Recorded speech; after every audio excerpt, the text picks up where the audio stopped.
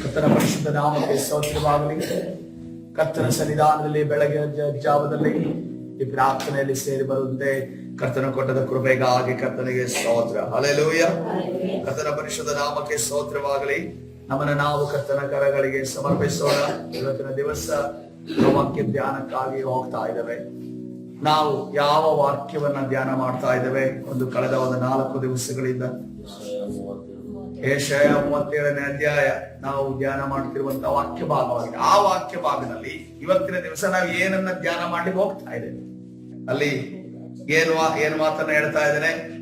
ಎಲ್ಲಾ ಭೂರಾಜ್ಯಗಳನ್ನ ಆಳುವ ದೇವರು ನೀನೊಬ್ಬನೇ, ಪರಲೋಕ ಭೂಲೋಕವನ್ನುಂಟು ಮಾಡಿದವನು ನೀನೇ ಅನ್ನೋದನ್ನ ನಾವು ಧ್ಯಾನ ಮಾಡಿ ಮುಗಿಸಿ ಆಗಿದೆ.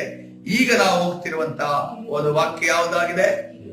ಯೆಹೋವನೇ ಕಿವಿಗೊಟ್ಟು ಕೇಳು, ಯೆಹೋವನೇ ಕಣ್ಣಿಟ್ಟು ನೋಡು, ಸೆನೇರಿವನು ಜೀವ ಸ್ವರೂಪ ದೇವರಾದ ನಿನ್ನನ್ನು ನಿಂದಿಸುವುದಕ್ಕೋಸ್ಕರ ಹೇಳಿ ಕಳುಹಿಸಿದ ಮಾತುಗಳನ್ನೆಲ್ಲ ಮನಸ್ಸಿಗೆ ತಂದುಕೋ. ಹಲ್ಲೆಲೂಯಾ. ಕರ್ತನ ಪರಿಶುದ್ಧ ನಾಮಕ್ಕೆ ಸ್ತೋತ್ರವಾಗಲಿ. ಇದುವರೆಗೂ ಪ್ರೊಫೆಷನಲ್ ಆಗಿ ಅಫಿಷಿಯಲ್ ಆಗಿ ಮಾತನಾಡಿದಂತ ಈ ಹಿಜ್ಕೀಯನು ಈಗ ಇನ್ನು ಕ್ಲೋಸರ್ ಹತ್ತಿರ ಆಗ್ತಿರೋದನ್ನ ಗಮನಿಸ್ತೇವೆ. ಅದನ್ನ ದೇವರಿಗೆ ಯಾವ ರೀತಿ ಹೇಳ್ತಾ ಇದ್ದಾರೆ ಅಂದ್ರೆ, ಒಬ್ಬ ಸ್ನೇಹಿತನಿಗೆ ಹೇಳುವ ರೀತಿಯಲ್ಲಿ, ಒಬ್ಬ ಹತ್ತಿರದಂತ ವ್ಯಕ್ತಿಗೆ ಹೇಳುವ ರೀತಿಯಲ್ಲಿ, ಯೆಹೋವನೇ ಕಿವಿಗೊಟ್ಟು ಕೇಳು, ಯೆಹೋವನೇ ಕಣ್ಣಿಟ್ಟು ನೋಡು, ಸೆನೇರಿವನು ಜೀವ ಸ್ವರೂಪ ದೇವರಾದ ನಿನ್ನನ್ನು ನಿಂದಿಸುವುದಕ್ಕೋಸ್ಕರ ಹೇಳಿ ಕಳುಹಿಸಿದ ಮಾತುಗಳನ್ನೆಲ್ಲ ಮನಸ್ಸಿಗೆ ತಂದುಕೋ ಅನ್ನೋದನ್ನ ನಾವು ಗಮನಿಸುತ್ತೇವೆ. Hallelujah, hallelujah.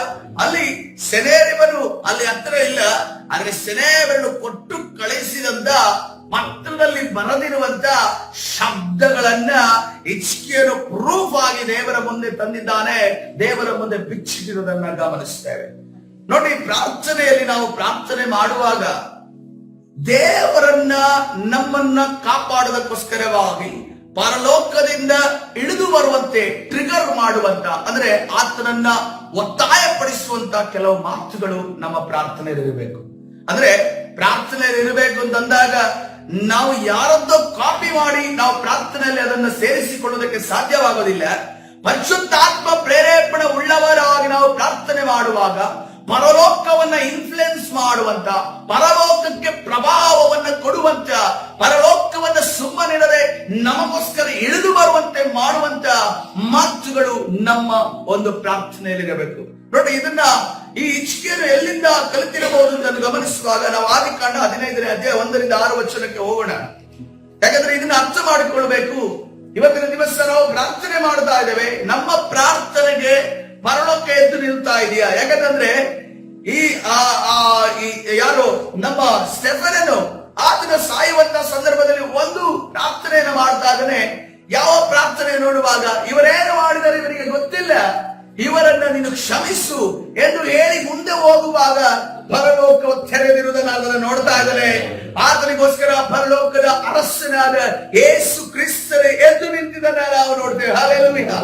ಆ ರೀತಿ ಎದ್ದು ನಿಲ್ಲಬೇಕಾದ್ರೆ ನಮ್ಮ ಪ್ರಾರ್ಥನೆಯಲ್ಲಿ ಪರಿಶುದ್ಧಾತ್ಮ ಪ್ರೇರೇಪಣೆ ಉಳ್ಳಂತ ಮಾತುಗಳು ಬಂದಾಗ ಮಾತ್ರವೇ ಆ ಪರಲೋಕವು ನಮಗೋಸ್ಕರ ಇಳಿದು ಬರುವಂತದ್ದಾಗಿದೆ. ನೋಡ್ರಿ, ಆದಿಕಾಂಡ 15ನೇ ಅಧ್ಯಾಯ 1-6 ನೋಡುವಾಗ ದೇವರು ಅಬ್ರಹಾಮನಿಗೆ ಒಂದು ದರ್ಶನವನ್ನ ಕೊಡ್ತಾ ಇದ್ದಾರೆ. ದರ್ಶನ ಏನಂತ ಅಂದ್ಕೊಂಡು ನೋಡಿ, ಪ್ರಾರಂಭದಿಂದ ಓದಿಕೊಂಡು 1ನೇ ವಚನದಲ್ಲಿ ಈ ಸಂಗತಿಗಳು ನಡೆದ ಮೇಲೆ, ಅಬ್ರಹಾಮನ ಜೀವಿತದಲ್ಲಿ ಕೆಲವು ಸಂಗತಿಗಳು ನಡೆದ, ಆ ಸಂಗತಿಗಳು ಇವತ್ತಿನ ದಿವಸ ನಾವು ಹೋಗೋದಿಲ್ಲ. ಈ ಸಂಗತಿಗಳು ನಡೆದ ಮೇಲೆ ಆ ಸಂಗತಿಗಳನ್ನ ನಾವು ಧ್ಯಾನ ಮಾಡ್ಬೇಕಾದ್ರೆ ಇವತ್ತಿನ ಸಮಯ ಇಲ್ಲ, ನಾವು ಮುಂದೆ ಹೋಗೋಣ. ಅಬ್ರಹಾಮನಿಗೆ ದರ್ಶನದಲ್ಲಿ ಯೆಹೋವನ ವಾಕ್ಯ ಉಂಟಾಯಿತು. ಏನೆಂದರೆ, ಅಬ್ರಹಾಮನೇ ಭಯಪಡಬೇಡ, ನಾನು ನಿನಗೆ ಗುರಾಣಿಯಾಗಿದ್ದೇನೆ, ನಿನಗೋಸ್ಕರ ಅತ್ಯಧಿಕ ಬಹುಮಾನವು ಇಟ್ಟದೆ ಎನ್ನುವುದನ್ನ ದೇವರು ಅಬ್ರಹಾಮನಿಗೆ ಹೇಳ್ತಾನೆ. ಆವಾಗ ಅಬ್ರಹಾಮನ್ ನೋಡ್ರಿ ಯಾವ ರೀತಿಯಲ್ಲಿ ದೇವರ ಜೊತೆ ನಿಕಟವಾಗಿ ಮಾತನಾಡ್ತಾ ಇದ್ದಾನೆ ಗಮನಿಸ್ರಿ.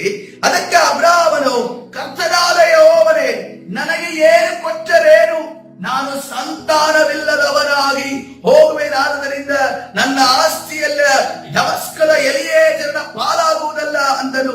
ತಿರುಗಿ ಅಬ್ರಹಾಮನು, ನೀನು ನನಗೆ ಸಂತಾನ ಕೊಡಲಿಲ್ಲವಾದ್ದರಿಂದ ನನ್ನ ಮನೆಯಲ್ಲಿ ಹುಟ್ಟಿದವನೇ ನನಗೆ ಬಾಧ್ಯಸ್ಥನಾಗಬೇಕಾಯಿತು ಎಂದು ಹೇಳಲು ಯೆಹೋವನ ಜೊತೆ, ದೇವರ ಜೊತೆ ಅದನ್ನು ನಿಕಟವಾಗಿ ಮಾತನಾಡುವುದನ್ನು ನಾವು ಗಮನಿಸುತ್ತೇವೆ.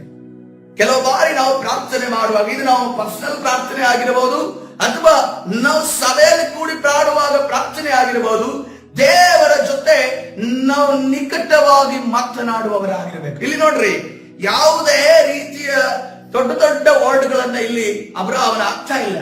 ಅಬ್ರಹಾಮನ್ ತನ್ನ ಪರ್ಸನಲ್ ಪ್ರಾಬ್ಲಮ್ ಅನ್ನ ದೇವರ ಮುಂದೆ ಇಡ್ತಾ ಇದ್ದಾನೆ, ದೇವರ ಮುಂದೆ ಹಂಚಿಕೊಳ್ತಾ ಇದ್ದಾನೆ. ಯಾರ ಜೊತೆ ಹಂಚಿಕೊಂಡಂತೆ? ಒಂದು ತಂದೆಯ ರೀತಿಯಲ್ಲಿ ಇರುವಂತ ವ್ಯಕ್ತಿಯ ಜೊತೆ ಹಂಚಿಕೊಂಡಂತೆ, ಅದೇ ರೀತಿಯಲ್ಲಿ ಒಂದು ಸ್ನೇಹಿತನ ರೀತಿಯಲ್ಲಿ ಇರುವಂತ ವ್ಯಕ್ತಿಯ ಜೊತೆ ಹಂಚಿಕೊಂಡಂತೆ, ತನಗೆ ಸಹಾಯ ಮಾಡುವುದಕ್ಕೆ ಶಕ್ತನಾದ ಒಬ್ಬ ವ್ಯಕ್ತಿಯ ಮುಂದೆ ತನ್ನ ಸಿಚುವೇಶನ್ ಹೇಳಿಕೊಂಡಂತೆ ಇಲ್ಲಿ ಅಬ್ರಹಾಮನು ಹೇಳ್ತಾ ಇದ್ದಾನೆ, ಕರ್ತನಾದ ಯೆಹೋವನೇ, ನನಗೆ ಏನು ಕೊಟ್ರೇನು? ನೀನು ಎಲ್ಲಾ ಕೊಡ್ತೀಯ ಅಂತ ಅನ್ಕೊಂಡು ಹೇಳಿದೆಯಲ್ಲ, ಏನು ಕೊಟ್ರೇನು? ನಾನು ಸಂತಾನವಿಲ್ಲದವನಾಗಿ ಹೋಗುವೆನಾದ್ದರಿಂದ ನನ್ನ ಆಸ್ತಿಯಲ್ಲ, ನಮಸ್ಕಾರ ಎಲಿಯೇಜರನ ಪಾಲಾಗುವುದಲ್ಲ, ನನ್ನ ಪರಿಸ್ಥಿತಿ ಹೀಗಿದೆಯಲ್ಲ. ನಿನಗೆ ಅಬ್ರಹಾಮನ್, ನೀನು ನನಗೆ ಸಂತಾನ ಕೊಡಲಿಲ್ಲವಾದ್ದರಿಂದ ನನ್ನ ಮನೆಯಲ್ಲಿ ಹುಟ್ಟಿದವನೇ ನನಗೆ ಬಾಧ್ಯಸ್ಥನಾಗಬೇಕಾಯಿತು ಎಂದು ಹೇಳಲು ಅವನ ಸಂಗಡ ಮಾತಾಡಿಷ್ಟಕ್ಕೆ ಕಾನ್ವರ್ಸೇಷನ್ ಮುಗಿದಿಲ್ಲ.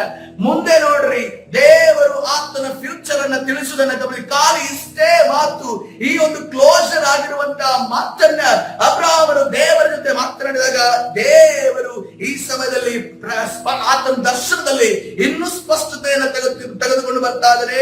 ಇವನು ನಿನಗೆ ಬಾಧ್ಯಸ್ಥನಾಗೋದಿಲ್ಲ, ನಿನ್ನ ಹೊಟ್ಟೆಯಲ್ಲಿ ಹುಟ್ಟುವವನು ನಿನಗೆ ಬಾಧ್ಯಸ್ಥನಾಗುವನು ಎಂದು ಹೇಳಿ ಅವನನ್ನ ಹೊರಗೆ ತಂದು ಯಾವ ರೀತಿಯಲ್ಲಿ ನಿಕಟವಾಗಿ ಅಬ್ರಹಾಮನು ಮಾತನಾಡಿದನೋ, ಬಾರಪ್ಪ ಅನ್ನೋದ್ರ ಹೆಗಲ ಮೇಲೆ ಕೈ ಹಾಕಿ ದೇವರು ಆತನನ್ನ ಆಕಾಶದ ಕಡೆಗೆ ನೋಡು, ನಕ್ಷತ್ರಗಳನ್ನು ಲೆಕ್ಕಿಸುವುದು ನಿನ್ನಿಂದಾದರೆ ಲೆಕ್ಕಿಸು, ನಿನ್ನ ಸಂತಾನವು ಅಷ್ಟಾಗುವುದು ಅಂದರು. ಹಲ್ಲೆಲೂಯಾ. ಅಬ್ರಹಾಮನು ಯೆಹೋವನನ್ನು ಆ ಸಮಯದಲ್ಲಿ ಈ ಒಂದು ಮಾತನ್ನ ದೇವರು ಅವನ ಜೊತೆ ಮಾತನಾಡಿದ ನಾವು ನೋಡ್ತಾ ಇದ್ದೇವೆ. ನೋಡ್ರಿ, ದೇವರನ್ನ ಟ್ರಿಗರ್ ಮಾಡುವಂತ ಕೆಲವು ಮಾತುಗಳಿದ್ದಾವೆ. ನಮಗೆ ಸಹಾಯಕ್ಕೆ ಕರ್ತನು ತಕ್ಷಣವಾಗಿ ಬರುವುದಕ್ಕೆ ಪ್ರಭಾವವನ್ನು ನಾವು ಬೀರುವಂತ ಆ ಮಾತುಗಳಿದ್ದಾವೆ. ಆ ಮಾತುಗಳು ನಮಗೆ ನಾವೇ ಮಾತನಾಡೋದಕ್ಕೆ ಸಾಧ್ಯವಿಲ್ಲ, ನಾವು ನಾಟಕೀಯವಾಗಿ ಮಾತನಾಡೋದಕ್ಕೆ ಸಾಧ್ಯವಿಲ್ಲ. ಪರಿಶುದ್ಧಾತ್ಮನು ನಮ್ಮ ಹೃದಯದ ಅಂತರಾಳದಲ್ಲಿ ಆ ಮಾತುಗಳನ್ನ ಕೊಡುವ ಚೆನ್ನಾಗಿದೆ. ಹಲ್ಲೆಲೂಯಾ. ನೋಡ್ರಿ, ಯಾರಿಗಾದ್ರೂ ಅಬ್ರಹಾಮನಿಗೆ ಮಾತ್ರ ಈ ಧೈರ್ಯ ಉಂಟಾಯಿತು ದೇವರ ಜೊತೆ ಮಾತನಾಡೋದಕ್ಕೆ, ಅದನ್ನು ನಿಕಟವಾಗಿ ಮಾತನಾಡ್ತಾರೆ. ಏನನ್ನ ಮಾತಾಡ್ತೀವಿ? ಇಷ್ಟು ಕ್ಲೋಸ್ ಆಗಿ, ಇಷ್ಟು ನಿಕಟವಾಗಿ, ಒಂದು ಹತ್ತಿರದ ಸಂಬಂಧದ ಜೊತೆ, ಅದೇ ರೀತಿಯಲ್ಲಿ ಒಂದು ತಂದೆಯ ಜೊತೆ ಮಾತಾಡೋದಕ್ಕೂ ಕೂಡ ಕೆಲವು ಬಾರಿ ನಮ್ಗೆ ಭಯ ಆಗುತ್ತೆ. ಮಕ್ಕಳು ತಂದೆಯ ಜೊತೆ ಮಾತಾಡೋದಕ್ಕೂ ಭಯ. ಆದ್ರೆ ಪರಲೋಕದ ತಂದೆಯ ಜೊತೆ ಅಬ್ರಹಾಮನು ಯಾವ ರೀತಿಯಲ್ಲಿ ಒಂದು ನಿಕಟವಾಗಿ ಮಾತನಾಡ್ತಾನೆ, ಇದನ್ನೇ ಗಮನಿಸಿರಿ ಪ್ರಿಯರೇ. ಹಲ್ಲೆಲೂಯಾ. ಇನ್ನೊಂದು ನಿದರ್ಶನ ನೋಡಿಕೊಳ್ಳೋಣ.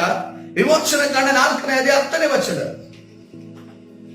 ವಿಮೋಚನಾ ಕಾಂಡ 4ನೇ ಅಧ್ಯಾಯ 10ನೇ ವಚನ. ಇಲ್ಲಿ ಮೋಶೆಯನ್ನ ದೇವರು ಕರೆದು ಆರಿಸಿ ಅದನ್ನ ಐಗುಪ್ತ ದೇಶಕ್ಕೆ ವಿಮೋಚನಾಗಿ ಕಳುಹಿಸುವುದಕ್ಕೆ ಸಿದ್ಧತೆಯನ್ನ ಮಾಡ್ತಾರೆ.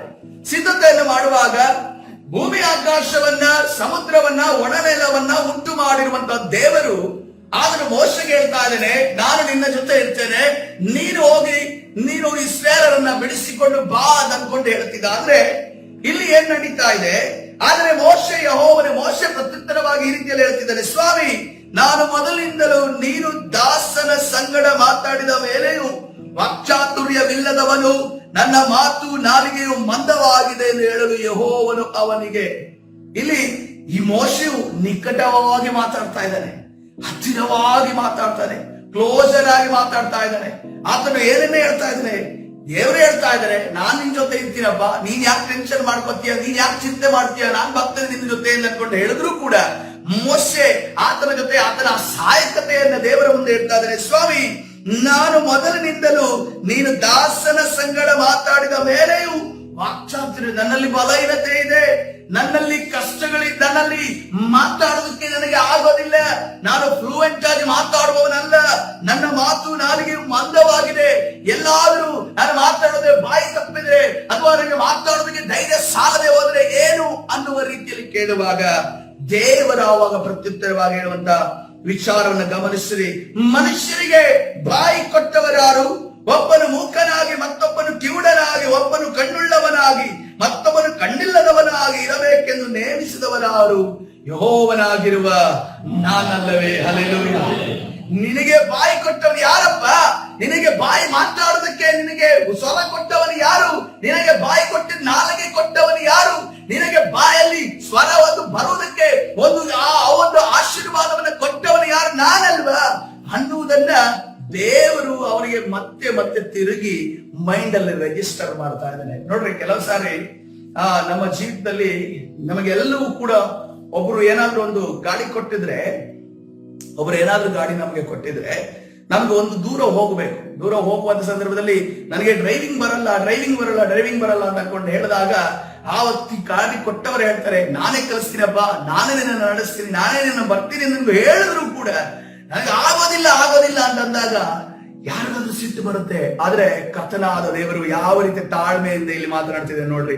ನಿಕಟವಾಗಿ ಮನುಷ್ಯರ ಜೊತೆ ಮಾತನಾಡುವ ದೇವರಾಗಿದ್ದಾನೆ. ಹಲ್ಲೆಲೂಯಾ.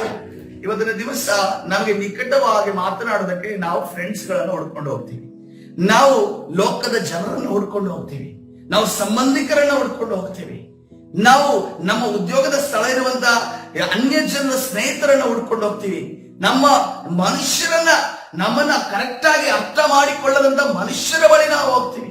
ಕೆಲವರು ಏನಂತಂದ್ರೆ ತಮ್ಮ ಮನಸ್ಸು ಕೇರ್ ಆಗ್ಲಿ ಅಂತ ಅನ್ಕೊಂಡು ಲೋಕದ ಮನರಂಜನೆ ಕಡೆಗೆ ವಾಲ್ತಾರೆ. ಆದ್ರೆ ನೋಡ್ರಿ, ದೇವರು ಯಾವ ರೀತಿಯಲ್ಲಿ ತನ್ನ ಮಕ್ಕಳನ್ನ ಆತನ ತಾಯಿ ಸಂತೈಸುವ ರೀತಿಯಲ್ಲಿ ಸಂತೈಸ್ತಾ ಇದ್ದಾನೆ. ಹಲ್ಲೆಲೂಯಾ. ಅದೇ ಕಾರ್ಯವನ್ನ ಇಲ್ಲಿ ಹಿಜ್ಕೀಯನು ಮಾಡಿದ್ದನ್ನು ಗಮನಿಸಿ. ಹಿಜ್ಕೀಯನು ಏನೇನು ಹೇಳ್ತಾ ಇದ್ದಾರೆ? ಯೆಹೋವನೇ ಕಿವಿಗೊಟ್ಟು ಕೇಳು, ಯೆಹೋವನೇ ಕಣ್ಣಿಟ್ಟು ನೋಡು, ನಿನ್ನ ವಿರುದ್ಧವಾಗ ಸೆನೆರಿಬನು ಹೇಳಿದಂತ ಮಾತುಗಳು ಆತನ ಪತ್ರದಲ್ಲಿ ಬರೆಯಲ್ಪಟ್ಟಿದೆ. ಆತನು ನಿನ್ನನ್ನು ನಿಂದೆ ಮಾಡಿದ್ದಾನೆ, ನಿನ್ನ ಮನಸ್ಸಿಗೆ ಅದನ್ನ ತಂದುಕೋ ಅನ್ನೋದನ್ನ ಮಾತನ್ನ ಹೇಳುದಾಗಲೇ ಪರಲೋಕದಲ್ಲಿ ಒಂದು ಯುದ್ಧಕ್ಕೆ ಜನ ಅಲ್ಲಿರುವಂತ ದೇವದೂತರು ಸಿದ್ಧವಾಯಿತು ಎಂದು ನಾವು ನೋಡ್ತಾ ಇದ್ದೇವೆ. ಇನ್ನು ಅರ್ಥ ಮಾಡ್ಕೋಬೇಕು ಅಂತಂದ್ರೆ ನ್ಯಾಯಸ್ಥಾಪಕರ ಪುಸ್ತಕ 6ನೇ ಅಧ್ಯಾಯ 12ನೇ ವಚನಕ್ಕೆ ಹೋಗೋಣ. ನ್ಯಾಯಸ್ಥಾಪಕರ ಪುಸ್ತಕ 6ನೇ ಅಧ್ಯಾಯ 12ನೇ ವಚನ. ಇಲ್ಲಿ ಗಿದ್ಯೋನನ ಜೊತೆ ದೇವರು ಮಾತಾಡ್ತಾ ಇದ್ದಾರೆ. ಅಲ್ಲಿ ಮಿದ್ಯಾನರಿಂದ ಸಂಪೂರ್ಣವಾಗಿ ಇಸ್ರೇಲ್ ನಾಶವಾಗ್ತಾ ಇದೆ. ಬೆಳೆ ಬೆಳೆದ್ರೆ ಸಾಕು, ಸಂಪೂರ್ಣವಾಗಿ ಆ ಬೆಳೆನೆಲ್ಲ ಕಿತ್ತುಕೊಂಡು ಹೋಗಿ ತಮ್ಮ ಒಂದು ಗೋಡಾನನ್ನ ಅವರು ತುಂಬಿಸ್ಕೊಳ್ತಾ ಇದ್ರು. ಹೀಗಿರುವಾಗ ಯೆಹೋವನ ದೂತನು ಗಿದ್ಯೋನನಿಗೆ ಪ್ರತ್ಯಕ್ಷನಾಗಿ ಅವನಿಗೆ 12ನೇ ವಚನದಲ್ಲಿ, ಪರಾಕ್ರಮಶಾಲಿಯೇ, ಯೆಹೋವನು ನಿನ್ನ ಸಂಗಡ ಇದ್ದಾನೆ ಅಂದನು. ಡೈರೆಕ್ಟ್ ಆಗಿ ದೇವರು ಬಂದು ಗಿದ್ಯೋನನಿಗೆ ಹೇಳ್ತಾ ಇದ್ದಾರೆ, ನೀನು ವಾರಿಯರ್, ನೀನು ಪರಾಕ್ರಮಶಾಲಿ, ನೀನು ಯೆಹೋವನು ನಿನ್ನ ಸಂಗಡ ಇದ್ದಾನೆ ಅಂತ ಹೇಳುವ ಗಿದ್ಯೋನ ಅವನಿಗೆ ನೋಡ್ರಿ ದೇವರ ಜೊತೆ ಯಾವ ರೀತಿಯಲ್ಲಿ ಗಿದ್ಯೋನ ಮಾತಾಡ್ತಿದ್ದಾನೆ ಗಮನಿಸ್ರಿ. ಸ್ವಾಮಿ, ಯೆಹೋವನು ನಮ್ಮ ಸಂಗಡ ಇದ್ದರೆ ನಮಗೆ ಇದೆಲ್ಲ ಯಾಕೆ ಸಂಭವಿಸಿತು? ನಮ್ಮ ಹಿರಿಯರು ಯೆಹೋವನು ಅದ್ಭುತಗಳನ್ನು ನಡೆಸಿ ತಮ್ಮನ್ನು ಐಗುಪ್ತದಿಂದ ಬಿಡಿಸನೆಂಬುದಾಗಿ ವಿವರಿಸುತ್ತಿದ್ದರು, ಮತ್ತು ಅಂತ ಅದ್ಭುತಗಳು ಈಗೆಲ್ಲಿವೆ?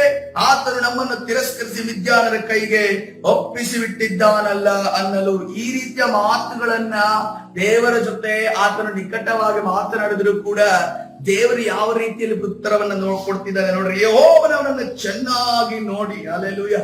ಇದನಿಗೆ ಎಲ್ಲ ವಿಷಯವನ್ನು ತಿಳ್ಕೊಂಡಿದ್ದಾನೆ. ಏನ್ ತಿಳ್ಕೊಂಡಿದ್ದಾನೆ? ಮೊದಲನೇದಾಗಿ, ಸ್ವಾಮಿ ಯೆಹೋವನ ಒಂದು ವೇಳೆ ದೇವರು ನಮ್ಮ ಜೊತೆ ಇರಿದ್ರೆ ನಮ್ಗೆ ಯಾಕೆ ಈ ಸೋಲಾಗ್ತಾ ಇತ್ತು? ಹಾಗಾದ್ರೆ ಸೋಲು ಯಾಕೆ ಆಗುತ್ತಿತ್ತು ಅನ್ಕೊಂಡು ಗಿದ್ಯೋನನ ಆಲೋಚನೆ ಮಾಡಿದರೆ, ಒಂದನೇ ವಿಚಾರ, ನಮ್ಮ ಹಿರಿಯರು ಯೆಹೋವನ ಅದ್ಭುತಗಳನ್ನು ನಡೆಸಿ ತಮ್ಮನ್ನು ಐಗುಪ್ತದಿಂದ ಬಿಡಿಸನೆಂಬುದಾಗಿ ವಿವರಿಸುತ್ತಿದ್ದರು. ಈತನ ತಂದೆಗಳು, ಈತನ ಪಿತೃಗಳು ಐಗುಪ್ತದಲ್ಲಿ ನಡೆದಂತಹ ವಿಚಾರಗಳನ್ನು ವಿವರಿಸುವಾಗ ಈತನು ಕಿವಿಗೊಟ್ಟು ಕೇಳಿಸಿಕೊಂಡಿದ್ದಾನೆ. ಓ, ಮೋಶೆ ಹಿಂಗ್ ಮಾಡ್ದ, ಕೆಂಪು ಸಮುದ್ರ ಇಬ್ಬಾಗ ಆಯ್ತು, ಇಸ್ರಾಯೇಲರ ಮಧ್ಯದಲ್ಲಿ ಬಂದ್ರು, ಸೀನಾಯಿ ಬೆಟ್ಟದಲ್ಲಿ ಬಂದಾಗ ಅಲ್ಲಿಗೆ ಅವರಿಗೆ ಧರ್ಮಶಾಸ್ತ್ರ ದೊರಕಿತು. ಆದ ನಂತರ ಅವರು ಅರಣ್ಯದಲ್ಲಿ ಇಷ್ಟು ದಿನಗಳ ಕಾಲ ನಡೆದ್ರು ಅಂತ ಹೇಳಿಕೊಳ್ಳ ಆತನ ಪಿತೃಗಳು ಹೇಳುವಾಗ ಈತನು ಗಮನವಿಟ್ಟು ಕೇಳಿದ್ದಾನೆ. ಮುಂದೆ ಆತನು ನಮ್ಮನ್ನು ತಿರಸ್ಕರಿಸಿ, ಯಾಕಂತಂದ್ರೆ ಇಸ್ರೇಲ್ ಜನರು ಅನ್ಯ ದೇಶದ ದೇವತೆಗಳಿಗೆ ಅಡ್ಡಬಿದ್ದರ ನಿಮಿತ್ತವಾಗಿ ಆತನನ್ನ ದೇವರು ಮಿದ್ಯಾನರಿಗೆ ಒಪ್ಪಿಸಿದನು ಎನ್ನುವಂತಹ ವಿಚಾರವನ್ನ ಅಲ್ಲಿ ನೀವು ಆ ಒಂದು 6ನೇ ಅಧ್ಯಾಯ 1ನೇ ವಾಕ್ಯದಿಂದ ನೀವು ಓದೋದಾದ್ರೆ ಅಲ್ಲಿ ಪ್ರವಾದಿ ಹೇಳೋದನ್ನು ಗಮನಿಸಿದ್ದೇವೆ. ನಿಮ್ಮ ಒಂದು ಭ್ರಷ್ಟಾತೆಯ ನಿಮಿತ್ತವಾಗಿ ನಿಮ್ಮನ್ನು ವಿದ್ಯಾರ್ಥಿಗೆ ದೇವರು ಒಪ್ಪಿಸಿದ್ದಾನೆ ಎನ್ನುವುದನ್ನ ಈತನು ಕೇಳಿಸಿಕೊಂಡಿದ್ದ 3-4 ವಿಚಾರಗಳನ್ನ ಈತನ ಮನಸ್ಸಿನಲ್ಲಿಟ್ಟಿದೆ. ಅದಕ್ಕೋಸ್ಕರವಾಗಿ ದೇವರು ಯೆಹೋವನು ಅವನನ್ನು ಚೆನ್ನಾಗಿ ನೋಡಿ ಅವನನ್ನು ನೋಡ್ತಾ ಇದ್ದಾರೆ. ನಿನ್ನ ಒಳಗಡೆ ವಿಚಾರ, ದೇವರ ಒಂದು ರಸ ಸ್ವಲ್ಪ ಇದೆ. ದೇವರ ವಿಚಾರವಾಗಿ ತಿಳ್ಕೊಂಡಿದೀಯ, ದೇವರು ಮಾಡಿದಂತ ಕಾರ್ಯಗಳನ್ನು ನೀನು ತಿಳಿದುಕೊಂಡಿದೀಯ. ಅದಕ್ಕೋಸ್ಕರ ಚೆನ್ನಾಗಿ ನೋಡಿ, ನಾನು ನಿನ್ನಿಂದ ಕಳುಹಿಸುತ್ತೇನೆ, ಹೋಗು, ಈ ನಿನ್ನ ಬಲದಿಂದ ಈ ಸೇರನ್ನ ವಿಜ್ಞಾನದಿಂದ ಬಿಡಿಸು ಎಂದು ಹೇಳಿದರು. ಹಲ್ಲೆಲೂಯಾ. ಈ ನಿನ್ನ ಬಲದಿಂದ ಅಂದ್ರೆ ಏನು? ನಿನಗೆ ಇರುವಂತ ದೇವರ ಮೇಲೆ, ದೇವ ಜನರ ಮೇಲೆ, ದೇವರ ಒಂದು ದೇಶದ ಮೇಲೆ ಇರುವಂತ ಆಸಕ್ತಿ ಏನಿದೆ ಇಷ್ಟು, ಅದರ ಬಲದಿಂದ, ನಾನು ಕೊಡುವಂತ ಬಲದಿಂದ ನೀನು ಮಿದ್ಯಾನರಿಂದ ಇಸ್ರಾಯೇಲರನ್ನ ಬಿಡಿಸಿಕೊಂಡು ಬಾ ಅನ್ನೋದನ್ನ ಇಲ್ಲಿ ಹೇಳುವುದನ್ನ ನಾವು ಗಮನಿಸುತ್ತೇವೆ. ಹಲ್ಲೆಲೂಯಾ. ಮತ್ತೆ ಪುನಃ ಗಿದ್ಯೋನನ್ನು ನೋಡ್ರಿ, ಇದು ಒಂಥರ ಹೆಂಗಿದೆ, ಗಿಂಟಿ ಮಾತಾಡೋದು ಅನ್ನೋ ರೀತಿಯಲ್ಲಿ. ಗಿದ್ಯೋನ ಆತನಿಗೆ, ಸ್ವಾಮಿ, ನಾನು ಇಸ್ರಾಯೇಲರನ್ನು ರಕ್ಷಿಸುವುದು ಹೇಗೆ? ಮನಸ್ಸೆ ಕುಲದಲ್ಲಿ ನನ್ನ ಮನೆಯು ಕನಿಷ್ಠವಾದದ್ದು, ನಾನು ನಮ್ಮ ಕುಟುಂಬದಲ್ಲಿ ಅಲ್ಪನು, ನನ್ನ ಕುಲ ಅಷ್ಟೊಂದು ಸ್ಟೇಟಸ್ ಇಲ್ಲ. ಅದೇ ರೀತಿಯಲ್ಲಿ ನನ್ನ ಒಂದು ನಾನು ಏನಿದ್ದೇನೆ, ನಾನು ಕುಟುಂಬದಲ್ಲಿ ಅಲ್ಪನಾಗಿದ್ದೇನೆ, ನನ್ನನ್ನು ಯಾರು ಗಣನೆಗೆ ತಗೋದಿಲ್ಲ, ನನ್ನ ಮಾತಿಗೆ ವ್ಯಾಲ್ಯೂ ಇಲ್ಲ, ನನಗೆ ಮರ್ಯಾದೆ ಇಲ್ಲ, ನಾನು ಏನು ಅಲ್ಲದವನು, ಮೂಲೆ ಗುಂಪಾಗಿರುವಂತ ವ್ಯಕ್ತಿ, ನನ್ನನ್ನು ನೀನು ಕಳಿಸ್ತೀಯ ಅಂದ್ರೆ ಯೆಹೋವನಿಗೆ ಮತ್ತೆ ಹೇಳ್ತಿದ್ದಾನೆ, ನಾನು ನಿನ್ನ ಸಂಗಡ ಇರುವುದರಿಂದ ನೀನು ಮಿದ್ಯಾನ್ಯರೆಲ್ಲರನ್ನು ಒಬ್ಬ ಮನುಷ್ಯನನ್ನು ಎಂಬಂತೆ ಸಂಹರಿಸಿ ಬಿಡುವಿ ಅಂದನು. ಹಲ್ಲೆಲೂಯಾ. ಕರ್ತನ ಪರಿಶುದ್ಧ ನಾಮಕ್ಕೆ ಸ್ತೋತ್ರವಾಗಲಿ. ಇವತ್ತಿನ ದಿವಸ ಪ್ರಿಯರೇ, ಕರ್ತನ ಸನ್ನಿಧಾನದಲ್ಲಿ ನಾವು ಅಸಹಾಯಕರು, ಬಲಹೀನರು, ಏನೂ ಅಲ್ಲದವರು, ಏನು ಗಣನೆಗೆ ಬಾರದವರು ಆಗಿ ನಾವು ದೇವರ ಸನ್ನಿಧಾನದ ದೇವರ ವಿಚಾರದಲ್ಲಿ ಆಸಕ್ತಿ ಉಳ್ಳವನಾಗಿದ್ದರಿಂದ ಕರ್ತನಾದ ದೇವರು ಈತನ ಬಳಿಗೆ ಬಂದನು. ಇವತ್ತಿನ ದಿವಸ ಶೋಧನೆಗಳು ಬಂದ್ರೆ ಸಾಕು, ಕಷ್ಟಗಳು ಬಂದ್ರೆ ಸಾಕು, ಇಕ್ಕಟ್ಟುಗಳು ಬಂದ್ರೆ ಸಾಕು, ನಮ್ಮ ಪ್ರಾರ್ಥನೆಯ ಟೈಮಿಂಗ್ಸ್ ಬದಲಾವಣೆ ಆಗ್ತದೆ, ಸತ್ಯವೇದ ಓದೋದು ಬದಲಾವಣೆ ಆಗ್ತದೆ, ಅಥವಾ ನಾವು ಮಾಡೋ ದೈವಿಕ ಕಾರ್ಯಗಳು ಇವತ್ತು ಬೇಡ, ಯಾಕೆಂತಂದ್ರೆ ನನಗೆ ದೇವರು ಯಾವ ಸಹಾಯ ಮಾಡಿ, ಏನ್ ಮಾಡಿದ್ರು ಏನ್ ಪ್ರಯೋಜನ ಅನ್ನುವ ರೀತಿಯ ಭಾವನೆ ನಮ್ಮಲ್ಲಿರೋದುಂಟು. ಇವತ್ತಿನ ದಿವಸ ನಾವು ಅದನ್ನ ಬದಲಾವಣೆ ಮಾಡಬೇಕು ಪ್ರಿಯರೇ. ಹಲ್ಲೆಲೂಯಾ. ದೇವರು ನಿನ್ನತ್ರ ಮಾಡುವುದಕ್ಕೆ ನಿರ್ಣಯ ಮಾಡಿದ್ದನ್ನ ಆದರೂ ನಿನ್ನ ಮುಖಾಂತರವೇ ಮಾಡುತ್ತಾನೆ. ಹಲ್ಲೆಲೂಯಾ. ಯಾಕಂದ್ರೆ ಪ್ರಾರಂಭ ಮಾಡಿದಾತನು ಕರ್ತನಾಗಿದ್ದಾನೆ, ಆತನೇ ಮುಕ್ತಾಯಗೊಳಿಸುವಾತನಾಗಿದ್ದಾನೆ. ಹಲ್ಲೆಲೂಯಾ. ಕರ್ತನ ಪರಿಶುದ್ಧ ನಾಮಕ್ಕೆ ಅದಕ್ಕೋಸ್ಕರವಾಗಿ ನಾವು ದೇವರ ಸನ್ನಿಧಿಗೆ ಬರಬೇಕು. ಯಾವ ರೀತಿಯಲ್ಲಿ ಹಿಜ್ಕೀಯನು ಕಣ್ಣಿಟ್ಟು ನೋಡೋದಕ್ಕೆ ಹತ್ತಿರ ಯಾವ ಮನುಷ್ಯನಿಲ್ಲ, ಕಿವಿಟ್ಟು ಕೇಳೋದಕ್ಕೆ ಯಾವ ಮನುಷ್ಯನಿಲ್ಲ, ಆದ್ರೂ ಕೂಡ ದೇವರನ್ನ ನಾನು ಯಾವ ರೀತಿಯಲ್ಲಿ ಪರಿಗಣಿಸಿದ್ದಾನೆ, ನನ್ನ ಹತ್ತಿರ ಇರುವಂತ, ನನ್ನ ಸಂಗಡ ಇರುವಂತ ತಂದೆಯೋ, ಸ್ನೇಹಿತನೋ, ನನಗೆ ಬೆಂಬಲವಾಗಿ ನಿಲ್ಲುವಂತ ವ್ಯಕ್ತಿಯೋ ಅನ್ನೋ ರೀತಿಯಲ್ಲಿ ಪೇಪರ್ ಅನ್ನ ತೆರೆದು ಕಣ್ಣಿಟ್ಟು ನೋಡು, ಕಿವಿ ಇಟ್ಟು ಕೇಳು, ನಾನು ಹೇಳೋದನ್ನ ಕೇಳು ಅನ್ನೋದನ್ನ ಹೇಳ್ತಿದ್ದೇನೆ. ಇವತ್ತಿನ ದಿವಸ ಬೇರೆ ನಾವು ಆತನ ಸನ್ನಿಧಿಯಲ್ಲಿ ಮೊಣಕಾಲೂರಿ ನಮ್ಮ ಸಮಸ್ಯೆಯನ್ನ, ಕರ್ತನೇ ನನ್ನನ್ನ ಕಣ್ಣಿಟ್ಟು ನೋಡು, ನನ್ನ ಕಿವಿಟ್ಟು ಕೇಳು ಎಂದು ಹೇಳೋದಾದ್ರೆ ಕರ್ತನು ಅದನ್ನ ಕೇಳಿಸಿಕೊಳ್ಳುವ ಆತನಾಗಿದ್ದಾನೆ, ಬಿಡುಗಡೆಯನ್ನು ಕೊಡುವ ಆತನ. ಹನ್ನಡ ಜೀವಿತದಲ್ಲಿ ನೋಡುವಾಗ ಹೆಚ್ಚು ವಿವರಣೆ ಕೊಡಬೇಕು. ಹನ್ನಡ ಕೂಡ ಏನ್ ಮಾಡುದು, ಆಕೆಗೆ ಬೇರೆ ಯಾರು ಸಹಾಯಕರಿಲ್ಲ, ಗಂಡ ಒಳ್ಳೆಯವನು, ಆದ್ರೆ ಗಂಡ ಇನ್ನೊಂದು ಮದುವೆ ಮಾಡ್ಕೊಂಡ್ಬಿಟ್ಟಿದ್ದಾನೆ.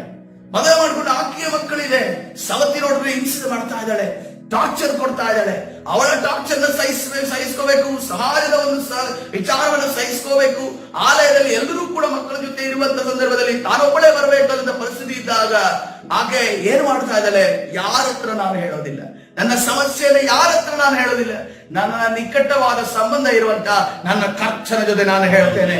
ನಾನು ಯಾವಾಗ ನನ್ನ ಕರ್ತನ ಜೊತೆ ಹೇಳ್ತಾನೋ ನನಗೆ ಬಹುಮಾನ. ಯಾಕಂದ್ರೆ ಗರ್ಭಫಲ ಅನ್ನೋದು ಯಾವ ಭೂಮಿಯಿಂದ ಬಿತ್ತಿ ಬರುವಂತ ಒಂದು ಬೆಳೆ ಅಲ್ಲ, ಅಥವಾ ಯಾವುದೋ ಒಂದು ಮಾರ್ಗದಲ್ಲಿ ಬರುವಂತ ವಸ್ತು ಅಲ್ಲ, ಯಾರೋ ತಂದು ಕೊಡುವ ವಸ್ತು ಅಲ್ಲ. ದೇವರ ವಾಕ್ಯ ಇರುತ್ತದೆ, ಗರ್ಭಫಲವು ದೇವರು ಕೊಡುವಂತ ಬಹುಮಾನ ಆಗಿದೆ. ಹಲ್ಲೆಲೂಯಾ.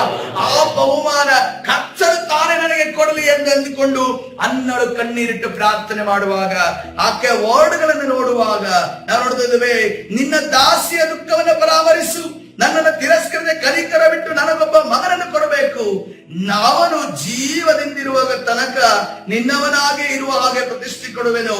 ಅವನ ನೋಡ್ರಿ, ಇಲ್ಲಿಯ ತನಕ ನನಗೊಬ್ಬ ಮಗನನ್ನು ಕೊಡಬೇಕು ಅನ್ನುವ ರೀತಿಯ ತನಕ ಪರಲೋಕ ಸುಮ್ಮನಿತ್ತೋ ಏನೋ, ಆದ್ರೆ ಮುಂದಿನ ಮಾತುಗಳನ್ನ ಕೇಳ್ತಾ ಇದ್ದಾರೆ. ಅವನು ಜೀವದಿಂದಿರುವ ತನಕ ನಿನ್ನವನಾಗಿಯೇ ಇರುವ ಹಾಗೆ ನಿನಗೆ ಪ್ರತಿಷ್ಠಿಸಿ ನಾನು ಕೊಡ್ತೇನೆ. ಹಲ್ಲೆಲೂಯಾ. ನೀನ್ ನನಗೆ ಕೊಟ್ರೆ ನಾನು ಅದನ್ನ ನಿನಗೆ ತಿರುಗಿ ಕೊಡ್ತೇನೆ ಎನ್ನುವಂತ ಮಾತು ಪರಲೋಕವನ್ನ, ಆ ಒಂದು ದೇವರ ಸಾನ್ನಿಧ್ಯವನ್ನ ಹಿಡಿದು ಬರುವಂತೆ ಮಾಡುತ್ತದೆ. ಆಕೆಯ ಗರ್ಭ ಪಾತ್ರೆಯನ್ನ ತುಂಬಿಸುವಂತೆ ಮಾಡಿತು. ಹಲ್ಲೆಲೂಯಾ. ಈ ಹಳೆ ಒಡಂಬಡಿಕೆ ಈ ಮೂರು ನಿದರ್ಶನಗಳನ್ನ ನಾವು ನೋಡಿದ್ವಿ. ಹೊಸ ಒಡಂಬಡಿಕೆ ಯೇಸು ಕ್ರಿಸ್ತನನ್ನ ಸ್ವಸ್ಥತೆ ಮಾಡುವುದಕ್ಕೆ, ಬಿಡುಗಡೆ ಮಾಡುವುದಕ್ಕೆ ಇನ್ಫ್ಲುಯೆನ್ಸ್ ಮಾಡಿರುವಂತಹ ಯಾವುದಾದ್ರೂ ಮಾತುಗಳು ಡೈರೆಕ್ಟ್ ಆಗಿ ವ್ಯಕ್ತಿಗತವಾಗಿ ನೋಡುವಾಗ ಮತ್ತಾಯನ ಸುವಾರ್ತೆ 8ನೇ ಅಧ್ಯಾಯ 5ನೇ ವಚನ, ಮತ್ತಾಯನ ಸುವಾರ್ತೆ 8ನೇ ಅಧ್ಯಾಯ 5ನೇ ವಚನ ನೋಡುವಾಗ ನೋಡ್ರಿ, ಅಲ್ಲಿ ಒಬ್ಬ ಶತಾಧಿಪತಿ ಬರ್ತಾ ಇದ್ದಾನೆ. ಶತಾಧಿಪತಿ ಆಳು ಹುಷಾರಿಲ್ಲ. ಒಬ್ಬ ಆಳು ಹುಷಾರಿಲ್ಲ ಅಂತ ಅನ್ಕೊಂಡು ಯಾವತ್ತೂ ಕೂಡ ಯಜಮಾನನು ಡಾಕ್ಟರ್ ಬಳಿ ಹೋಗಿದ್ದು ಗೊತ್ತಿಲ್ಲ. ಆದ್ರೆ ಈ ಶತಾಧಿಪತಿ ನಮಗೆ ಕಲಿಸಿಕೊಡ್ತಾ ಇದ್ರೆ, ಒಂದು ವೇಳೆ ನಿನ್ನ ಮನೆಯಲ್ಲಿರುವಂತಹ ಆಳು ಹುಷಾರಿಲ್ಲ ಅಂತಂದ್ರೂ ಕೂಡ, ಗಣನೆಗೆ ಬಾರದವರು ಹುಷಾರಿಲ್ಲ ಅಂತಂದ್ರೂ ಕೂಡ ಆತನನ್ನ ಟ್ರೀಟ್ಮೆಂಟ್ ನೀನ್ ಮಾಡಿಸ್ಬೇಕು ಅಥವಾ ಆತನ ಪಾಲನೆ ಪೋಷಣೆ ಮಾಡಬೇಕು ಅನ್ನೋದನ್ನ ಶತಾಧಿಪತಿ ನಮಗೆ ಹೇಳ್ಕೊಡ್ತಾ ಇದ್ದಾರೆ. ಮುಂದೆ ನೋಡೋಣ, ಈ ಶತಾಧಿಪತಿ ಏನ್ ಮಾಡ್ತಾ ಇದ್ದಾರೆ ನೋಡಿ. ಡೈರೆಕ್ಟ್ ಆಗಿ ಆತನನ್ನ ಯೇಸುವನ್ನ ಇನ್ಫ್ಲುಯೆನ್ಸ್ ಮಾಡಿರುವಂತಹ ಮಾತುಗಳಿಗೆ ಹೋಗೋಣ. ಪ್ರಭುವೇ, ನನ್ನ ಆಳು ಪಾರ್ಶ್ವವಾಯುವಿನಿಂದ ಬಹಳ ಕಷ್ಟಪಡುತ್ತಾ ಮನೆಯಲ್ಲಿ ಬಿದ್ದಿದ್ದಾನೆ ಎಂದು ಹೇಳಿಕೊಂಡು ಈ ಮಾತನ್ನು ಹೇಳುವಾಗ ಯೇಸು ಸುಮ್ಮನಿದ್ದನು. ಆತನು ಅವರಿಗೆ, ನಾನು ಬಂದು, ಈಗ ಯೇಸು ಸ್ವಾಮಿ ಹೇಳ್ತಾ ಇದ್ದಾರೆ, ನಾನು ಬಂದು ಸ್ವಸ್ಥ ಮಾಡ್ತೀನಪ್ಪ ಅಂತ ಅನ್ಕೊಂಡು ಹೇಳಿದಾಗ ಶತಾಧಿಪತಿ ಹೇಳ್ತಾ ಇದ್ದಾರೆ ನೋಡ್ರಿ, ಈ ಮಾತು ಬಹಳ ಪ್ರಾಮುಖ್ಯ. ಆತನ ಹೃದಯದಿಂದ ಬಂದಿರುವಂತಹ ಮಾತು. ಪ್ರಭುವೇ, ನೀನು ನನ್ನ ಮನೆಗೆ ಬರತಕ್ಕಷ್ಟು ಯೋಗ್ಯತೆ ನನ್ನಲ್ಲಿಲ್ಲ. ನೀನು ಒಂದು ಮಾತು ಹೇಳಿದರೆ ಸಾಕು, ನನ್ನ ಆಳಿಗೆ ಗುಣವಾಗುವುದು. Hallelujah, hallelujah. ಈ ಮಾತು ಹೇಳಿದ ಕೂಡಲೇ ಯೇಸು ಸ್ವಾಮಿಗೆ ಅಲ್ಲಿ ತಡ್ಕೊಳಕ್ಕಾಗ್ಲಿಲ್ಲ. ನಾನು ನಿನ್ ಮನೆ ಬರೋದಿಲ್ಲ, ಈಗಲೇ ನಿಂತ್ಕೊಂಡು ಅನೌನ್ಸ್ಮೆಂಟ್ ಮಾಡ್ತೀನಿ, ನಿನ್ನ ಆಳು ಸ್ವಸ್ಥನಾಗಿದ್ದಾನೆ. Hallelujah, hallelujah. ಈ ಕ್ಷಣ ಈ ಮಾತು ನಮ್ಮ ಪ್ರಾರ್ಥನೆಯಲ್ಲಿ ಪರಿಶುದ್ಧಾತ್ಮ ಪ್ರೇರೇಪಣೆ ಉಳ್ಳವರಾಗಿ ನಾವು ಹೇಳುವಂತ ಸಂದರ್ಭದಲ್ಲಿ ದೇವರು ಸುಮ್ಮನಿರುವವನಲ್ಲ. ದೇವರು ನಿಮ್ಮ ಅಂಕುಡೊಂಕಾಗಿರುವ ಮಾರ್ಗಗಳನ್ನ ನೆಟ್ಟನೆ ಮಾಡುವ ದೇವರಾಗಿದ್ದಾನೆ. ಹಲ್ಲೆಲೂಯಾ. ಮುಂದೆ ನಾವು ಇನ್ನೊಂದು ನಿದರ್ಶನವನ್ನು ನೋಡಿಕೊಳ್ಳೋಣ. ಮತ್ತಾಯನ ಸುವಾರ್ತೆ 15ನೇ ಅಧ್ಯಾಯ 21ನೇ ವಚನ. ಮತ್ತಾಯನ ಸುವಾರ್ತೆ 15ನೇ ಅಧ್ಯಾಯ 21ನೇ ವಚನದಲ್ಲಿ ಇಲ್ಲಿ ಒಬ್ಬಳು ಕಾನಾನ್ಯ ಸ್ತ್ರೀ ಬರ್ತಾ ಇದ್ದಾಳೆ. ಕಾನಾನ್ಯ ಸ್ತ್ರೀ ಏನಂತ ಇದ್ದಾಳೆ, ನನ್ನ ಮಗಳನ್ನ ದೆವ್ವದ ಕಾಟದಿಂದ ಬಿಡಿಸು ಎನ್ನುವುದನ್ನ ಹೇಳುವಾಗ ಯೇಸು ಕ್ರಿಸ್ತರ ಈ ರೀತಿಯಲ್ಲಿ ಹೇಳ್ತಾ ಇದ್ದಾರೆ. ಅದಕ್ಕಾದನು ತಪ್ಪಿಸಿಕೊಂಡ 24ನೇ ವಚನ, ತಪ್ಪಿಸಿಕೊಂಡ ಕುರಿಯಂತಿರುವ ಇಸ್ರೇಲನ ಮನತವನರ ಬಳಿಗೆ ಹೊರತು ಮತ್ತಾರ ಬಳಿಗೂ ನಾನು ಕಳುಹಿಸಲ್ಪಟ್ಟವನಲ್ಲ ಅಂದನು. ಅಂದ್ರೆ ಅನ್ಯ ಜನರ ವಿಚಾರದಲ್ಲಿ ಈ ರೀತಿಯಲ್ಲಿ ಯೇಸು ಕ್ರಿಸ್ತನ ಹೇಳಿದಾಗ ಆಗ ಆಕೆ ಆತನಿಗೆ ಅಡ್ಡ ಬಿದ್ದು, ಸ್ವಾಮಿ, ನನಗೆ ಅನುಗ್ರಹ ಮಾಡಬೇಕು ಅಂದಳು. ಅದಕ್ಕಾದರೂ ಮಕ್ಕಳು ತಿನ್ನುವ ರೊಟ್ಟಿಯನ್ನು ಇಷ್ಟಕ್ಕೂ ಕೂಡ ಏನು ದೇವರು ಮುಂದೆ ಬರಲಿಲ್ಲ. ಇಷ್ಟು ಮಾತಿಗೂ ಕೂಡ ಮುಂದೆ ಬರಲಿಲ್ಲ. ಈಗ ಈ ರೀತಿ ಕಾನ್ವರ್ಸೇಷನ್ ನೋಡ್ರಿ. ಅದಕ್ಕಾದರೂ ಮಕ್ಕಳು ತಿನ್ನುವ ರೊಟ್ಟಿಯನ್ನ ತಕ್ಕೊಂಡು ನಾಯಿ ಮರಿಗಳಿಗೆ ಹಾಕುವುದು ಸರಿಯಲ್ಲ ಎಂದು ಉತ್ತರ ಕೊಡಲು ಈಗ ಕಾನಾನ್ಯ ಸ್ತ್ರೀ ಮಾತಾಡ್ತಿದ್ದಾಳೆ ನೋಡ್ರಿ. ಆಕೆ, ಸ್ವಾಮಿ, ಆ ಮಾತು ನಿಜವೇ. ನಾಯಿ ಮರಿಗಳಂತೂ ತಮ್ಮ ಯಜಮಾನನ ಮೇಜಿನಿಂದ ಬೀಳುವ ರೊಟ್ಟಿಯ ತುಂಡುಗಳನ್ನು ತಿನ್ನುತ್ತಾವಲ್ಲ ಎಂದು ಹೇಳಿದಳು. ಹಲ್ಲೆಲೂಯಾ. ಇಂಥ ತಗ್ಗಿಸಿಕೊಳ್ಳುವಿಕೆ ಮಾತನ್ನ ಕೇಳಿದ ಕೂಡಲೇ ಕರ್ತನಾದ ಯೇಸುವಲ್ಲಿ ಹೇಳಿದ, ಅಮ್ಮ, ನಿನ್ನ ನಂಬಿಕೆ ಬಹಳ. ನಿನ್ನ ಮನಸ್ಸಿನಲ್ಲಿ ನೀನೇನು ಮನಸ್ಸಿನಲ್ಲಿ ಅನ್ಕೊಂಡಲ್ಲ, ನನ್ನ ಮಗಳು ಸ್ವಸ್ಥಳಾಗಬೇಕು, ಹಾಗೇ ಆಗಲಿ ಯೇಸುವಿನ ನಾಮದಲ್ಲಿ ಎನ್ನುವ ರೀತಿಯಲ್ಲಿ ಹೇಳಿದನು. ಹಲ್ಲೆಲೂಯಾ. ಇವತ್ತಿನ ದಿವಸ ನಮ್ಮ ಯಾವ ಮಾತುಗಳು ಕರ್ತನನ್ನ ಇನ್ಫ್ಲುಯೆನ್ಸ್ ಮಾಡ್ತಾರೆ? ಯಾಕಂದ್ರೆ ಮತ್ತಾಯನ ಸುವಾರ್ತೆ 6ನೇ ಅಧ್ಯಾಯ 7ನೇ ವಚನದಲ್ಲಿ ಈ ರೀತಿಯಲ್ಲಿ ಪ್ರಾರ್ಥನೆ ವಿಚಾರ ಬರೆಯಲ್ಪಟ್ಟಿದೆ. ಆದರೆ ಪ್ರಾರ್ಥನೆ ಮಾಡುವಾಗ ಅಜ್ಞಾನಿಗಳ ಹಾಗೆ ಹೇಳಿದ್ದನ್ನೇ ಸುಮ್ಮನೆ ಹೇಳಬೇಡ. ಅವರು ಬಹಳ ಮಾತುಗಳನ್ನು ಆಡಿದರೆ ತಮ್ಮ ಪ್ರಾರ್ಥನೆಯನ್ನು ದೇವರು ಕೇಳುತ್ತಾನೆಂದು ನೆನೆಸುತ್ತಾರೆ. ನಾವು ಹೆಚ್ಚಾಗಿ ಮಾತನಾಡಿದ್ರೆ, ಹೆಚ್ಚಾಗಿ ಕೇಳಿಕೊಂಡ್ರೆ, ದೊಡ್ಡ ದೊಡ್ಡ ವರ್ಡ್ಗಳನ್ನ ಬಳಸೋದು ತಪ್ಪು ಅಂತ ನಾನು ಹೇಳ್ತಾ ಇಲ್ಲ. ಬಳಸಲೇಬೇಕು. ನಾವು ವಾಕ್ಯಗಳನ್ನು ಕೋಟ್ ಮಾಡಿ ಪ್ರಾರ್ಥನೆ ಮಾಡಲೇಬೇಕು. ಆದ್ರೆ ಇಲ್ಲಿ ಏನ್ ನಡೀತದೆ? ಅಜ್ಞಾನಿಗಳ ಹಾಗೆ ಹೇಳಿದನ್ನೇ ಸುಮ್ಮನೆ ಹೇಳಬೇಡ. ಬಹಳ ಮಾತುಗಳಲ್ಲಿ ನಿನ್ನ ಪ್ರಾರ್ಥನೆ ಕೇಳಲ್ಪಡುತ್ತೆ ಅನ್ನೋದನ್ನ ಅಂದುಕೊಳ್ಳಬೇಡ. ಯಾಕಂದ್ರೆ ನೋಡಿ, ಸುಂಕದವನ ಪ್ರಾರ್ಥನೆ ಮತ್ತು ಅಲ್ಲಿ ಆ ಫರಿಸಾಯನ ಪ್ರಾರ್ಥನೆ, ಫರಿಸಾಯನ 1 ಪೇಜ್ ಬರೆದು ಬಿಟ್ಟಿದ್ದಾನೆ. ಪ್ರಾರ್ಥನೆ ಮಾಡೋದಕ್ಕೆ ರೆಡಿ ಮಾಡ್ಕೊಂಡ್ಬಿಟ್ಟಿದ್ದಾನೆ. ನಾನು ಇದನ್ನ ಹೇಳ್ಬೇಕು, ಇದನ್ನ ಹೇಳ್ಬೇಕು, ನನ್ನ ಬಗ್ಗೆ ಹೇಳ್ಬೇಕು, ನನ್ನ ಕುಟುಂಬದ ಬಗ್ಗೆ ಹೇಳ್ಬೇಕು, ಎಲ್ಲ ಹೇಳಿ ಮುಗಿಸಿ ಅವನು ಪ್ರಾರ್ಥನೆ ಮಾಡಿ ಹೋಗ್ತಾನೆ. ಸುಂಕದವನು ಒಂದೇ ಮಾತು ಹೇಳ್ತಾ ಇದ್ದಾನೆ, ತನ್ನ ದೇವರನ್ನ ಆಕಾಶದ ಕಡೆ ನೋಡೋದಕ್ಕಾಗಲು ನಾನು ಪಾಪಿಯಾಗಿದೆ, ನನ್ನನ್ನ ಕ್ಷಮಿಸು ಎಂದು ಕೇಳಿದ ಕೂಡಲೇ ಅವನೇನಂತೆ ನೀತಿವಂತನಾಗಿ ಬ್ಲಾಕ್ ಮನಿ ಹೊಂದಿರುವಂತ ವ್ಯಕ್ತಿ ವೈಟ್ ಆಗಿ ರಿಟರ್ನ್ ಹೋಗುದನ್ನು ನಾವು ಗಮನಿಸ್ತೇವೆ. ಹಲ್ಲೆಲೂಯಾ. ಕರ್ತನ ಪರಿಶುದ್ಧ ನಾಮಕ್ಕೆ ಸ್ತೋತ್ರ. ಇವತ್ತಿನ ದಿವಸ ಪ್ರಿಯರೇ, ನಮ್ಮನ್ನ ನಾವು ಕರ್ತನ ಕರಗಳಿಗೆ ಹೋಗ್ತದೆ. ಅದಕ್ಕೆ ಪ್ರಸಂಗಿ ಒಂದು ಎಂತ ಮಾತನ್ನ ಹೇಳಿದ ನೋಡ್ರಿ. 5ನೇ ಅಧ್ಯಾಯ 2-3 ವಚನಗಳು. ಎರಡನೇ ವಚನ, ಪ್ರಸಂಗಿ 5ನೇ ಅಧ್ಯಾಯ 2ನೇ ವಚನ. ಬಾಯಿ ದುಡುಕಬೇಡ, ದೇವರ ಮುಂದೆ ಮಾತನಾಡಲು ನಿನ್ನ ಹೃದಯದಲ್ಲಿ ಆತುರ ಪಡದಿರು. ದೇವರು ಆಕಾಶದಲ್ಲಿದ್ದಾನವೇ, ನೀನು ಭೂಮಿಯಲ್ಲಿದ್ದಿ, ಆದ ಕಾರಣ ನಿನ್ನ ಮಾತುಗಳು ಕೊಂಚವಾಗಿರಲಿ. ಹಲ್ಲೆಲೂಯಾ. ಏನು ಹೇಳಬೇಕು ಸ್ಪಷ್ಟವಾಗಿ ಹೃದಯದ ಅಂತರಾಳದಿಂದ ಪರಿಶುದ್ಧಾತ್ಮ ಪ್ರೇರೇಪಣೆಯಿಂದ ನಿನ್ನ ದೇವರ ಜೊತೆ ಮಾತನಾಡು, ಅಷ್ಟು ಸಾಕು. ಕೆಲವು ಬಾರಿ ನಾನು ಪ್ರಾರ್ಥನೆ ಕೂರುವಾಗ ಪ್ರೇರೆ, ಕರ್ತನೇ ಪರಿಶುದ್ಧನಾದ ದೇವರ ನಿನ್ನ ನಾಮಕ್ಕೆ ಸ್ತೋತ್ರ, ಸರ್ವಶಕ್ತನ ನಿನ್ನ ನಾಮಕ್ಕೆ ಸ್ತೋತ್ರ ಅಂತ ಹೇಳ್ಕೊಂಡು ಹೇಳೋದಕ್ಕೆ ಮನಸ್ಸೇ ಆಗಲಿಲ್ಲ. ಯಾಕಂದ್ರೆ ಸಮಸ್ಯೆಗಳ ಒತ್ತಡ ಅಷ್ಟಿರುವಾಗ, ದೇವರೇ ನಾನು ಹಿಂಗ್ ಮಾಡಿದ್ದೀನಿ, ನೀನು ನನಗೆ ಬಿಡುಗಡೆ ಮಾಡು. ಈ ರೀತಿಯಲ್ಲಿ ಎಲ್ಲ ಇದೆ, ಇವ್ರು ಈ ರೀತಿಯಲ್ಲಿ ಅಂತ ಇದ್ದಾರೆ, ಇವ್ರು ಈ ರೀತಿಯಲ್ಲಿ ಆಗ್ತಾ ಇದೆ, ಪರಿಸ್ಥಿತಿ ಹಿಂಗಿದೆ, ದೇವರೇ ನನ್ನನ್ನು ಬಿಡುಗಡೆಗೊಳಿಸು ಅನ್ನೋ ರೀತಿಯಲ್ಲಿ ನಾನು ಮಾತಾಡ್ತಾ ಇರ್ತೀನಿ. ಗಂಟೆಗಳು ಹೋಗೋದೇ ಗೊತ್ತಾಗೋದಿಲ್ಲ. ಅರ್ಧ ಗಂಟೆ, ಮುಕ್ಕಾಲು ಗಂಟೆ ಮಾತಾಡ್ತೇನೆ ಅಂದ್ರೆ ಗಂಟಾನುಗಟ್ಟಲೆ ಮಾತಾಡಿದ್ದು ನಾನು ಹೇಳ್ತಾ ಇಲ್ಲ. ದೇವರ ಮುಂದೆ ಇಚ್ಛೆಯನ ರೀತಿಯಲ್ಲಿ, ಇಲ್ಲಿರುವಂತಹ ಮೋಶೆಯ ರೀತಿಯಲ್ಲಿ, ಅಬ್ರಹಾಮನ ರೀತಿಯಲ್ಲಿ, ಹನ್ನಳ ರೀತಿಯಲ್ಲಿ, ಶತಾಧಿಪತಿಯ ರೀತಿಯಲ್ಲಿ, ಅದೇ ರೀತಿ ಕಾನಾನ್ಯ ಸ್ತ್ರೀಯ ರೀತಿಯಲ್ಲಿ ನಿಮ್ಮ ಹೃದಯ ಬಿಚ್ಚಿ ನೀವು ಮಾತನಾಡಿದ್ರೆ ಬೇರೆ, ಹೃದಯ ಬಿಚ್ಚಿ ಬಾಯಲ್ಲಿ ಬರುವಂತ, ಹೊರಗಡೆ ಬರುವಂತ ಆ ಮಾತಿನ ಮೇಲೆ ಪರಲೋಕ ನಿಮಗೋಸ್ಕರ ಎದ್ದು ನಿಲ್ಲುವಂತದ್ದಾಗಿದೆ, ಅದು ಇಳಿದು ಬರುವಂತದ್ದಾಗಿದೆ. ದೈವ ಸಾನ್ನಿಧ್ಯ ನಿಮ್ಮ ಮನೆಯ ಒಳಗಡೆ ಪ್ರವೇಶವಾಗುವಂತದ್ದಾಗಿದೆ. ನೀವು ಎಲ್ಲೇ ಇದ್ರೂ ಕೂಡ ದೇವರು ಅದ್ಭುತ ಮಾಡಲು ಶಕ್ತನಾಗಿದ್ದಾನೆ.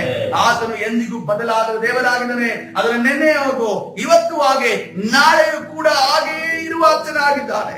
ಈ ಸಮಯದಲ್ಲಿ ಪ್ರಾರ್ಥನೆ ಮಾಡಿಕೊಳ್ಳೋಣ ಪ್ರಿಯರೇ. ನಾನು ಅಂದುಕೊಳ್ತೇನೆ ಎಲ್ಲರೂ ಕೂಡ ಈ ಸಂದೇಶವನ್ನು ಅರ್ಥ ಮಾಡಿಕೊಂಡಿದ್ದೀವಿ. ಇವತ್ತಿನ ದಿವಸ ನಮ್ಮ ಪ್ರಾರ್ಥನೆ ಮಾಡುವಂತ ಶೈಲಿ ಬದಲಾವಣೆ ಆಗ್ತದೆ ಅನ್ನೋದನ್ನ ನಂಬುತ್ತೇನೆ. ನಿಮಗೆ ನಿಕಟವಾಗಿ ದೇವರ ಜೊತೆ ಮಾತನಾಡ್ರಿ, ದೇವರ ಜೊತೆ ಹಂಚಿಕೊಳ್ಳ್ರಿ, ಅದನ್ನು ಕೇಳಿಸ್ಕೊಳ್ತಾನೆ. ಕಿವಿಗೊಟ್ಟು ಕೇಳು ಅಂತ ಅನ್ಕೊಂಡು ಕೇಳುವಾಗ, ಕಣ್ಣಿಟ್ಟು ನೋಡು ಎಂದು ಹೇಳುವಾಗ ಆತನು ನಿಮ್ಮ ಬಳಿಗೆ ನಿಮ್ಮ ಬಲಪಾಶದಲ್ಲಿ ನಿಂತು ಅದನ್ನ ಹೇಳಿದರೆ ಏನಪ್ಪಾ ಹೇಳು ಅನ್ನುವ ರೀತಿಯಲ್ಲಿ ಅದನ್ನ ಕೇಳುವಾಗ ಈ ಸಮಯದಲ್ಲಿ ಪ್ರಾರ್ಥನೆ ಮಾಡು. ಪರಿಶುದ್ಧನಾದ ದೇವರ ನಿನ್ನ ನಾಮಕ್ಕೆ ಸ್ತೋತ್ರ ಯೇಸಪ್ಪ.